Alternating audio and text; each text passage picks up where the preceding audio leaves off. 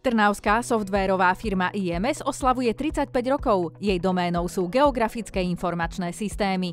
Ide o systémy s digitálnou mapou, ktoré dokážu každému zrozumiteľnou formou odpovedať na otázku kde.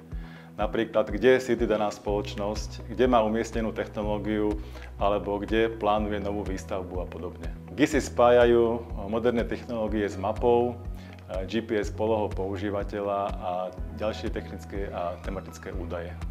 Systémy slúžia lesníkom, plynárom, vodohospodárom a mnohým ďalším. Pridanú hodnotu im dodávajú aj satelitné dáta. Vieme tieto dáta, ktoré prichádzajú do satelitov, nejakým spôsobom preložiť do takej formy, aby boli zrozumiteľné pre našich zákazníkov.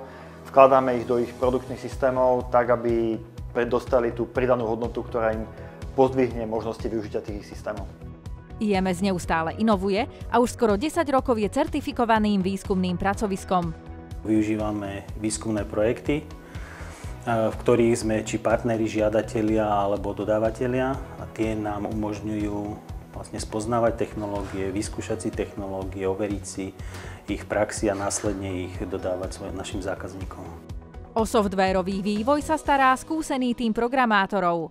Používame moderné frameworky, premyslenú softvérovú architektúru, ktorá sa opiera o kontejnerizáciu, mikroslužby a moderné zabezpečenie. Pre zákazníka to de facto znamená stabilitu, spoľahlivosť a bezpečnosť systémov.